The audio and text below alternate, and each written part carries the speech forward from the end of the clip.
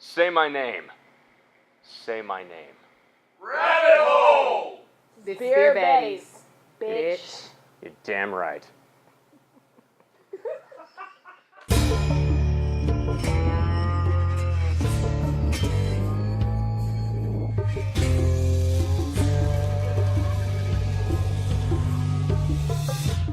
So we're getting to get a special tasting of a beer that is yet to be released. It's not quite ready yet.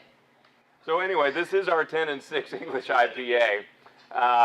It is very important that we make sure that these are sanitized because we've got the entire batch right here in this tank right here. This is the first ever batch of commercially produced 10 and 6, and we're going to try a little bit of it here. We are so excited to be part of this. This stuff is, I got to say, it is better than the blue stuff. I knew it! Yeah, I had to get that stuff up. It was really messing with my social life. Yeah, I believe it. And it is warm and uncarbonated and hasn't been through the bright tank yet, so it's going to still be a little bit cloudy. Okay. But basically what we've got here, this is our English IPA.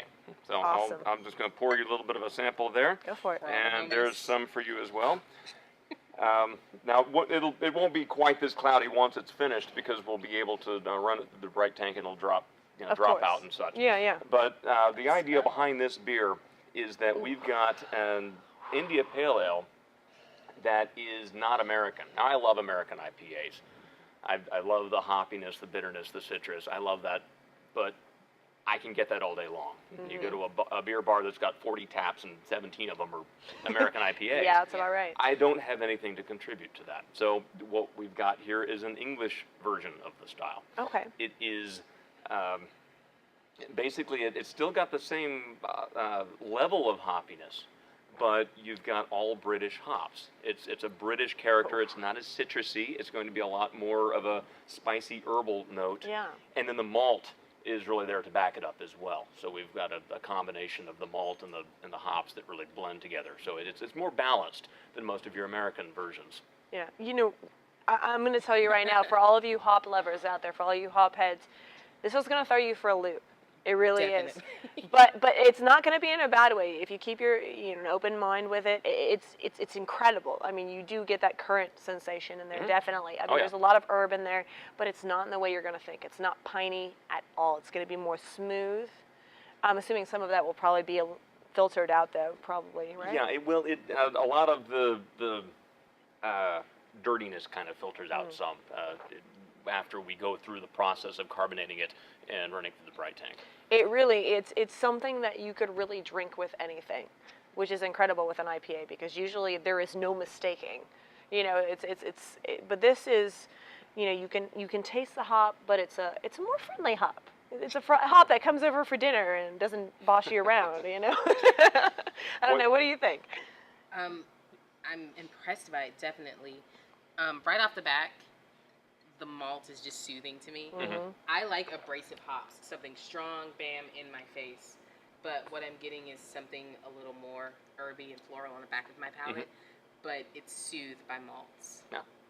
And that's kind of what we're shooting for here is a more harmonious blend of the malt into the hops. So you can actually get the malt. It's not just hops. Now, the other thing, this hasn't been dry hopped yet. After we crash and pull the yeast out, then we'll add the dry hops. Yeah. And so that will significantly increase the aroma profile of it, even more than what we're getting now. I'm curious about the aroma because right off the bat, I get this like sweet kind of caramel kind of aroma. Yeah, and most of that is from the malt, but you can already smell the hops that are there that we put in there for the aroma addition. That will be exemplified once we actually add the dry hops to it. And I will say something that I really like about this as well is we're trying it now, and when we try it out as end product, it's probably going to be something completely different. And I love that because it's kind of like we get to see it as it matures. Yeah. And even now, though, you can taste there's a very unique characteristic to it. It's going to be kind of almost like a rye taste to it, like a toasted rye, and then you get a little bit of that kind of sweet but kind of aggressive current in there in the background. It's delicious, and it's very complex. Now, we've actually had some tasters of this and some preliminary of some of the pilot batches that we did. And we've been sending those out for evaluation to some of the bars that we plan to sell it to. And I know we've gotten a lot of good feedback there. Laron has been the one that's been doing those trials, as it were, with some of our bar partners. We've had a lot of people that's tried it through our test batches and stuff like that, and it's received a lot of positive feedback. You know, it's as they were saying earlier, it's not going to be your typical American IPA. There's a whole lot of complexity in there. There's the malty backbone, the sweet malty backbone on it. A couple of the people who tried it, who were expecting an American style IPA, were a little taken aback at the first taste. Once they understood what they were drinking, they were all really blown away by it. There's a lot of positive feedback. It's definitely something that's unique. It's something that no one has on tap at any of the bars around here right now. And there's a lot of people. Actually, we have a long line of people that are already in the queue waiting for the kegs to come. We have 4 or 5 different bars that want to be the ones to debut it in their geographic region. That's awesome. So as soon as we can get these things in the keg, we'll post it out on our Facebook, our Twitter, and our website of the first few bars and restaurants in the area to get it. But it's definitely something that's getting an extreme amount of positive feedback from the people who's tried it as well. It's a beer that people who do like IPAs enjoy. It's a unique flavor. It does still have that hoppy front end. It still has the bitterness that hopheads do enjoy. But it's also a beer that people who aren't a big fan of the American style IPAs doesn't really care for all of that tail end bittering and the distance towards the back end of the beer. It's a beer that these people who aren't big fans of IPA actually really enjoy, and it's kind of a gateway IPA for people who aren't fans of IPA to actually get them into a beer that they can enjoy. You heard it here first at Beer Betties, right? Absolutely. Now, you know, and I will say, like, if I had to rate this right now, if I was tasting this, I would give it a 6 out of a 6-pack. This is something that if you do find it at you know, whatever your local pub is, make sure to try it, because it's going to have a characteristic that you're not used to.